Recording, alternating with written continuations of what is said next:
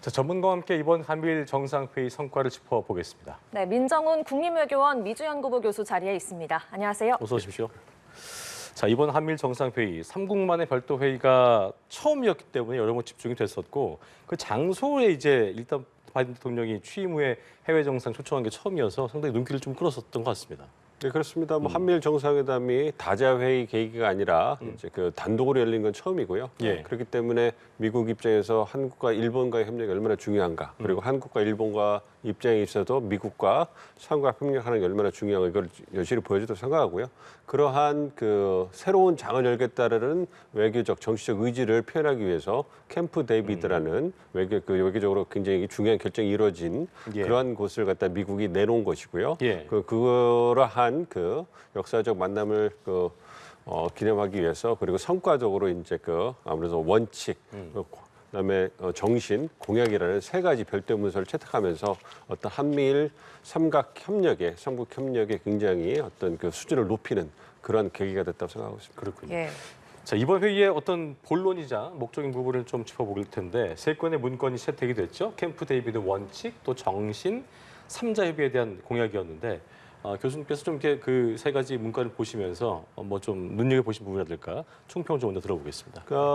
말씀드린 원칙, 정신, 공약에 나와 있는데요. 사실 정신이 우리가 흔히 보던, 자주 접하던 공동 성명문이에요. 예. 그래서 공동 성명에 원칙의 대부분 내용도 들어가 있고요. 예. 그다음에 삼국 협력을 위한 공약 이 부분도 어느 정도 들어가 있습니다. 그래서 정신 부분에서 공동 성명이기 때문에 큰 틀에 포괄적으로 어떻게 한미일 협력을 할 것인가, 어떤 원칙에서 협력할 것인가, 비전도 보여주고요. 그리고 구체적으로 안보, 경제 협력을 어떻게 할 것이냐, 뭐 이런 부분도 있고요. 그리고 이제 마지막에 이제 공약 부분도 이제 거론을 했는데 아무래도 새로운 장을 여는 계기이기도 하고요. 예. 어떤 이 삼국 협력이 굉장히 중요하다라는 어떤 상징성을 강조하기 위해서 그러니까 그 삼국 협력의 원칙을 따로 빼가지고 별도 문서를 만든 것이죠. 그러니까 예. 길이가 그렇게 길지는 않습니다. 정신에 비해서. 그리고 삼국 협의를 위한 공약도 따로 빼가지고 이제는 삼국이 한반도뿐만 아니라 영내 인도태평양 지역에서 안보나 경제 협의에 있을 때 적극적으로 즉각적으로 자발적이긴 하지만 적극적으로 협의를 하겠다. 이런 부분도 따로 떼서 얘기를 했거든요. 그렇기 때문에 한미일 삼국의 협력이 한반도뿐만 아니라 인도태평양 지역의 평화 번영을 위해서 보다 적극적으로 나가겠다. 그러기 위해서 이제 별도의 문서를 채택하면서 어떻게 보면은 제도와 예. 어떤 명문화의 어떤 토대를 만들었다 이렇게 말씀드릴 수 있겠습니다. 네. 그렇군요. 네, 이제 세부적으로 하나하나씩 좀 짚어보겠습니다. 먼저 안보 분야에서는 대북이 핵심 키워드가 됐습니다. 삼국이 삼자 군사훈련을 강화하고 예. 또 도발 직후 대응뿐만 아니라 연간 계획에 따라서 삼자 훈련을 한다.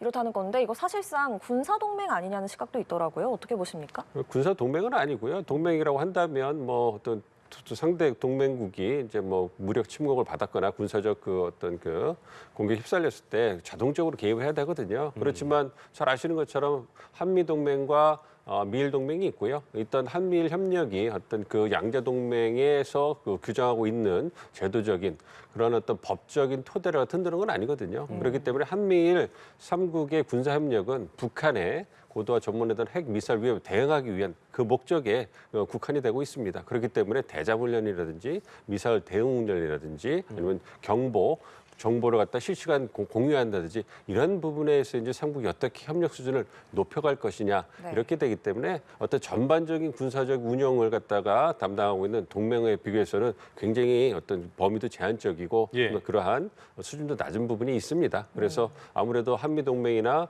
미일 동맹이 함께 군사적 훈련하는 걸 보면 한미일 군사 훈련이라는 것은 굉장히 수준이 낮고 어떻게 보면 굉장히 초기 단계거든요. 그러한 부분을 좀 끌어올리겠다 이런 좀 더 강화하겠다는 의미로 강화하는 거기 때문에 아직 예. 양자 동맹에 비해서는 갈 길이 굉장히 멀다 이렇게 말씀드릴 수 네, 있습니다. 예. 이 협의체 성격에 대해서 나토, 오커스 뭐 이런 협의체들과 많이 좀 비교해서 얘기를 하시더라고요. 교수님께서도 이거 좀 비교해서 설명을 해주실까요? 그렇습니다. 아무래도 한미일 협력이 이제 인도태평양 지역에서의 평화 번영을 지키기 위한 지역 협력체로 이제 발돋움했다 이렇게 평가가 나오고 있고요. 아무래도 이러한 인도태평양 지역 그리고 세계의 국제사회의 주요한 문제가 나왔을 때 대응할 때 지금 추세가 어떻게 되면 소다자 어떤 협의체로 운영이 되고 있어요. 쿼드도 4개국이죠. 예. 오커스도 3개국. 뭐 이런 것처럼 한미일 협력도 3개국으로서 아무래도 쿼드가 인도태평양 지역 그 다이아몬드 형태로서 전반적으로 다루고 있다면 그다음에 오커스가 아무래도 밑에 호주를 끼면서 굉장히 좀 남태평양 부분을 좀 담당하고 있다면 아무래도 동북아 지역에서 이제 그 한미일이 이제 그러한 부분에서 평화와 번영을 지키는 그러한 축으로 기능을 하게 되는 거기 때문에 예. 그러한 부분에서 어떤 소다자 협력 협의체로서 쿼드와 오커스와 함께 어떤 인도태평양 지역의 평화 번영을 지키는 그러한 독립적인 소다자의 협치가 됐다 이렇게 평가를 하고 있기 때문에 네. 그런 부분에서 이해하시면 적절할 것 같습니다. 그러면 그 수준도 쿼드와 오커스에 비견될 만한 수준이라고 보십니까? 그러니까 쿼드하고 오커스가 성격이 다르잖아요. 그러니까 쿼드 같은 경우에는 처음에는 안보협치로 출발을 했지만 영내 국가들이 이게 미중 사이에서 편을 서야 되는 거 아닌가 그래서 굉장히 그 위기감이 고조되니까 이제 인도의 입장도 있고요. 그렇기 때문에 실제 경제 분야, 백신이나 바이오 이런 분야에서 어떻게 그 이제 영내의 그 국가들을 끌어들이고 그 어떤 경제적 번영에 기여할 것이냐 이런 부분이거든요. 그렇기 때문에 안보 협의체로 출발했지만 그것도 뭐 경제 협의체가 되고 있고 오커스 같은 경우는 전형적인 그 군사 협의체가 아니겠습니까? 핵 잠수함이라든지 핵 기술을 토대로 해가지고 하는 부분이기 때문에 좀 국한된 부분이 있죠. 그런데 한미일 협력 같은 경우는 안보 경제 굉장히 다양한 부분에 대해서 삼국의 이해관계가 맞아떨어진 부분이 많기 때문에 예. 그런 부분에서 굉장히 폭이 넓다고 할 수 있습니다만 어쨌든 한미일 그다음에 쿼드, 오커스 두 국가가 갖고 있는 이해관계와 어떤 장점을 고려해가지고 예. 다자 분야, 소다자 분야에서 움직이는 거기 때문에 어느 협의체가 더 크고 작다 이런 부분은 의미가 별 없고요. 이제 네. 그렇게 이제 실질적으로 결과지향적으로 소다자 협의체가 복합적으로 운영되는 그러한 때가 됐다 이렇게 말씀드릴 수 있습니다. 시청자 입장에서는 이제 그렇다면 우리 입장에서는 뭐 대북 대응이 이제 주요 관심 사안이었을 텐데 북한의 핵 미사일 뭐 위협에 대해서 공동 대응 능력을 강화하기로 했다면서 이제 구체적 내용들이 나왔었는데 그렇다면 앞으로 북한의 어떤 도발이 있다든가 이런 뭐 행동이 일어났을 때 도발들의 행위가 일어났을 때 좀 더 강화된 것인가 상북이 더 공조하게 되는 것인가 어떤 게 바뀌게 되는 것이지 이 부분을 궁금해하실 것 같거든요. 짚어주시죠.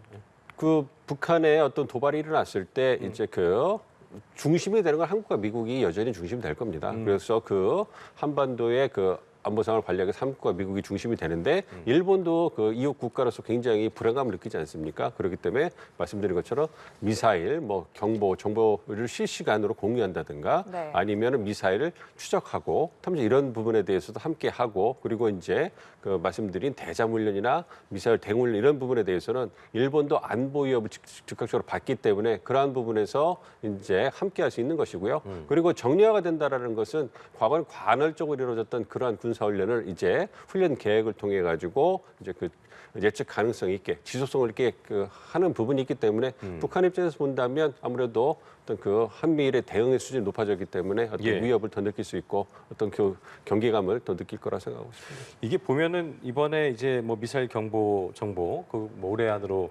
구축해서 가동한 것도 그렇고 한미일 방어 훈련도 그렇고 사이버 협력 실무국 신설해 갖고 북한의 어떤 불법 사이버 활동도 대응하기로 했다 이런 부분도 있었지만 특히나 대통령실이 밝힌 게 뭐냐면 국군 포로 문제도 그렇고요 통일 한반도에 대한 한미일 정상의 공식 언급도 처음이었던 부분을 좀 강조했었는데 이 부분은 어떤 의미라고 봐야겠습니까? 아무래도 북한의 그 핵미사일 능력이 고도 전문화되니까 아무래도 거기에 어떤 확장력을 토대로 해가지고 그 군사적으로 대응하는 부분에 방점이 많이 찍혀 있었거든요.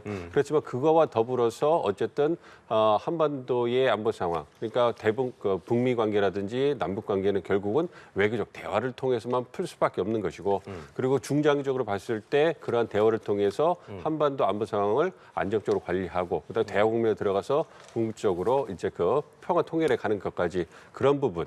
그래서 그 북한의 군사적 위협에 대응하기 위해서 한미일도 군사적 대응 수준을 높이지만 이와 더불어서 그거와 부수적으로 이제 남북 관계, 북미 관계에 있었던 그러니까 뭐 아마 북일 관계도 있겠죠. 그래서 어떤 그 납치자 문제라든지 그러한 유해 문제 그리고 또한 이와 더불어서 어떻게 외교적으로 풀어낼 것인가. 그래서 바이든 대통령이 김정은 위원장과 조건 없이 만날 수 있다. 이런 문제 그 어떤 그 입장도 보이면서 이거는 좀 전향적인 거든 바뀐 거거든요.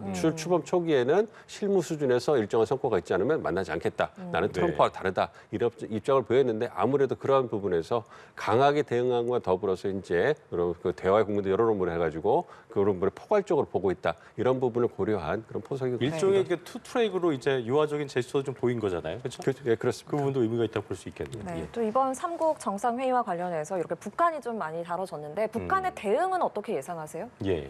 북한이 이제 뭐 지금 계속 그 보도하시는 것처럼 불편하겠죠. 굉장히 불편할 거고요. 예. 그리고 이제 그 추가 도발을 위한 명분을 쌓고 있는 거죠. 그래서 조금 전에 보도에 나온 것처럼 미군 정찰기가 또 경제 수역을 침범했다.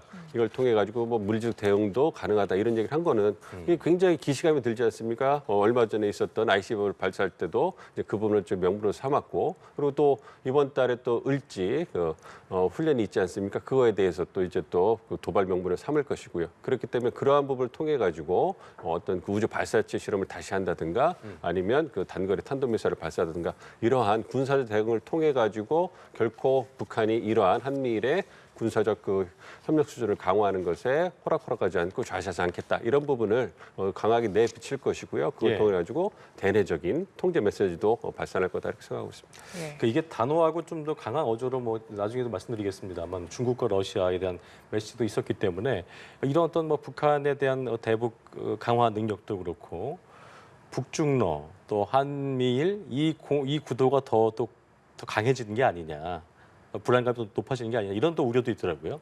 그렇습니다. 그거는 불가피한 그 현실이 될 것 같아서 좀 우려하는 부분이 있습니다. 아무래도 이제 한미일 그 이번에 삼국 정상회의를 통해서 이제 공표를 한 것은 뭐냐면 말씀드린 것처럼 한미일 그 협력이 다각도에 걸친 협력이 한반도뿐만 아니라 인도太平양 지역으로까지 확대되는 부분이거든요. 그래서 어떤 그 영내에서 삼국이 주도적인 안보 경제 분야에서 주도적인 역할을 하겠다. 이걸 네. 갖다 천명한 것이기 때문에 그럼 불가피하게 그러한 보편적인 가치와 원칙에 기반을 해가지고 영내 평화 번영을 이끌겠다고 한미일이 천명을 했는데 그것을 흔들 수 있는 국가가 중국과 러시아. 이거는 말은 하지 않아도 모두가 알고 있는 그런 그렇죠. 불편한 사실이거든요. 그래서 그런 부분이기 때문에 아무래도 중국과 러시아가 이제 그 강하게 반발할 것이고 그에 대응해서 북중러 어떤 그 협력이 강화될 것이기 때문에 한미일 협력이 강화되면 강화될수록 중국과 북한, 러시아의 어떤 협력도 강화되는 그러한 대응이 올 게 좀 예상이 되기 때문에 그러한 부분에서 한동안 더 뭐 안보 상황을 대립구도 좀 더 세질 수 있다. 그렇게 네. 예상하고 있습니다. 네. 그렇군요. 한미일 정상회의를 적어도 1년에 한 번 이상 열고 또 매년 삼국 국가안보실장과 외교, 국방, 산업 장관끼리도 매년 회의를 열기로 했습니다. 그렇습니다. 네, 첫 한미일 정상회의의 성과로서 어떻게 평가를 하십니까, 이점? 그 부분이 가장 크다고 보고 있어요. 그러니까 한미일 그 정상회의를 통해 가지고 어떤 한미일 협력을 정례화, 제도화하는 부분, 그 부분이 굉장히 크다고 보고 있거든요. 그러니까 그 정상 수준에서 연례적으로 최소한 한 번 이상 그 회의를 하시면 그러면 그 회의를 하기 위해서 얼마나 많은 어떤 유관 부처들이 의제라든지 팔로우하기 위해서 어떤 그러한 성과를 체크하고 이런 부분을 계속 이제 일을 할 거고요. 그러면 그걸 위해서 이제 예산과 인력이 투입되고 그리고 그걸 위해서 그 일의 정책의 우선순위가 그걸로 갈 거란 말이에요. 그리고 이제 그 장관급 회담도 거의 그 주요 그 부처 장관들은 거의 다 1년에 한 번 이상씩 만나시는 거잖아요. 그럼 장관급 회담에서도 또 의제가 필요하고 그 의제를 발굴하고 확대하는 게 필요하지 않겠습니까? 네. 그렇게 되다 보면 이 삼국 간의 협력이 과거와는 다르게 제도와 정례화 수준을 거치면서 굉장히 활발하게 전개가 될 것이고 그렇게 활발하게 전개된다는 것은 성과가 과거에 비해서 훨씬 더 많이 나올 수 있다는 그걸 의미하는 것이거든요. 예. 그렇기 때문에 그런 걸 고려해 본다면 이제 한미일 삼국의 협력이 과거에 비해서 굉장히 정례화 제도화됨을 해가지고 굉장히 활발하게 전개가 되면서 그 부분에서 이제 많은 시너지 효과를 얻을 수 있을 것이다 예상하고 있습니다. 뭔가 더 구체적으로 나올 수 있는 것들도 있을 것이고 경제 분야에서도 공급망 연대 구축 같은 뭐 협력 등 주요 내용을 다뤄진 부분들이 있었는데 교수님 보실 때 어떤 점이 좀 눈에 띄셨습니까? 아무래도 첨단 기술의 핵심 분야 같은 경우에는 한미일 모두 다 미래 성장 동력으로서 굉장히 관심을 갖고 있는 분야고요. 특히 우리 같이 이제 그 천연 자원은 부족하고 개방 통상 국가인 나라 입장에서는 아무래도 미래 성장 동력인 첨단 기술, 반도체나 대용량 배터리, AI, 양자 컴퓨팅, 이제 우주, 그다음에 바이오 이런 부분에서 얼마나 그 기술을 확보하고 거기서 경쟁력을 갖추느냐가 사실 미래에 우리의 경제적을 담보할 수 있는 가장 중요한 키거든요. 부분이죠. 굉장히 중요하거든요. 그렇기 때문에 미국이 원천 기술을 가지고 있고 일본이 또 소재 부품 장비 쪽에서 강점을 가지고 있고 우리가 최첨단 제조 기술을 갖고 있지 않습니까? 그래서 이 분야는 어떤 중국의 어떤 견제에서 좀 더 자유로울 수 있고 그리고 이제 삼국이 미래 성장 동력 확보라는 경제적 이익을 담보해야 됐다는 좋은 명분이 있기 때문에 협력할 그런 굉장히 좋은 분야거든요. 그걸 위해서 이제 다양한 협의체가 만들어질 거고 그걸 예. 통해 가지고 이제 그 삼국이 계속 협의를 하다 보면 그런 부분에서 실질적인 경제적 효과도 어떤 혜택도 얻을 수 있을 거다 그래서 최근에 이제 뭐 전 세계적으로 그 경제 위기 때문에 뭐 미국의 국채 금리가 올라가게 되면 또 달러가 강달러 현상이 발생하게 되기도 하고 일본과 한국의 어떤 이런 경제 분야도 굉장히 좀 불안정하게 이루어진 측면이 있어서 금융 안정 부분에 있어서 협력하겠다는 부분도 상당히 좀 의미가 있어 보이더라고요. 그렇습니다. 이제 그 다각도로 경제 협력을 갖다가 활성화하겠다는 부분인 거고요. 아무래도 기축통화국이 아닌 한국의 입장에서는 그렇죠. 미국과 일본에 비해 가지고는 금융 부분에서의 취약성이 이번에 코로나19를 거치면서 이제 드러난 부분이 있거든요. 그랬었죠. 그러니까 한미일 협력, 그다음에 한일 간의 관계 개선을 바탕으로 해가지고 금융 부분에서도 보다 안정성을 확보하기 위해서 이번에 이러한 논의가 전개가 됐고요. 아무래도 코로나19가 가져온 어떤 그 경제 불안 상황이 이제 그 마무리 국면이긴 하지만 그게 아직까지 이 미국에서 인플레, 거의 한국이나 일본, 거의 전 세계에서 강한 인플레이션 현상으로 아직까지 그 영향력을 발휘하고 있기 때문에 네. 그러한 부분을 고려해서 또다시 이러한 어떤 공급망 위기라든지 금융기 위기를 막기 위한 그런 노력을 하고 있다 이렇게 보고 있습니다. 네, 저희가 한미일 정상회담 쭉 다뤄봤는데 한미, 한일 양자회담도 있었습니다. 이 내용도 좀 시간을 거슬러서 짚어보겠습니다. 윤 대통령의 캠프 데이비드 첫 일정이 바로 한미 정상회담이었습니다. 지난 4월 워싱턴 국빈 방문 이후에 넉 달 만인데 두 정상은 이때 이 회의에서 도출된 워싱턴 선언이 충실하게 이행되고 있다 이렇게 평가를 했습니다. 이건 어떤 의미로 보셨어요? 아무래도 이번에 회의는 한미일 3국 정상회의이기 때문에 또 거기에 의제에 집중이 돼 있고요. 근데 이제 한미일 정상회의에서 다루는 주제가 굉장히 폭넓잖아요. 안보나 경제, 북한 문제, 그다음에 이제 그 첨단 기술, 그다음에 사이버, 그다음에 AI. 굉장히 다양하기 때문에 그러한 부분에서 한미일 그 3국 그 정상회의 다루는 의제 중에서 한미 정상회담에서도 의제가 굉장히 다루는 의제가 중첩이 많이 돼 있고요. 예. 그러한 부분에서 시간이 짧기 때문에 굉장히 중요한 부분을 짚은 것이 아닌가 생각하고 있습니다. 어쨌든 지난 5월에 정상회의, 한미 정상회의에서 워싱턴 선언을 갖다 채택을 했고 예. 그거의 어떤 후속 조치로서 1차 회의가 개최가 되지 않았습니까? 이제 그 부분에 대해서 이제 양국 정상이 또 성과 또 과정을 짚고 그러면서 평가를 한 이후에 더 앞으로 더 협력을 강화해 나가자 이런 부분에서 확인하는 수준이 되지 않을까 생각을 하고 있고요. 예. 그런 부분에서 아무래도 한미일 정상회의에서 어떤 다뤄지는 주요 의제를 양자 수준에서 어떻게 평가하고 어떻게 협의할 것인가 이런 부분에 대해서 어떤 다시 한번 확인하고 논의한 계기가 아니었나 생각하고 있습니다. 예. 그리고 윤 대통령이 기시다 총리와 또 한일 회담도 별도로 진행을 했는데 올해 하반기에 이제 고위 경제협의회 재개를 포함해서 여러 분야 경제, 금융, 에너지 등 여러 협력을 이어가기로 했습니다. 일단 한일 관계 회복이 속도가 있게 계속 진행되는 모습이 이어지는 것 같습니다. 그렇습니다. 아무래도 이제 그 한일 관계가 개선이 됐고요. 또 이번 정상회의를 지켜보면서 느끼는 건데 양국 정상이 서로를 쳐다보고 또 대하는 게 굉장히 편안해지고 친근한 모습이 많이 네네. 포착이 됐습니다. 그렇기 때문에 그런 부분에서 어떤 양국 정상 간의 신뢰를 바탕으로 해서 한일 관계는 계속적으로 어떤 탄력을 받을 것 같다 생각을 하고 있고요. 그렇기 때문에 좀 민감하다고 할 수 있는 후쿠시마 오염수 문제나 이런 부분에 대해서는 새로운 어떤 사실이 없다. 그리고 원칙적으로 한국 대통령 정상이 원하는 윤 대통령이 원하는 그래서 그 안전을 담보할 수 있는 그러한 원칙을 확인하는 수준에서 그냥 기자회견에서 마무리하고요. 네. 그것보다도 보다 한국과 일본이 미래지향적인 관계를 계속 이어나갈 수 있는 실질적인 분야의 경제 분야에서 협력, 인적 교류에서의 협력 이런 부분에서의 협력을 갖다 중점적으로 다루고를 해가지고 예. 앞으로 이제 미래지향적으로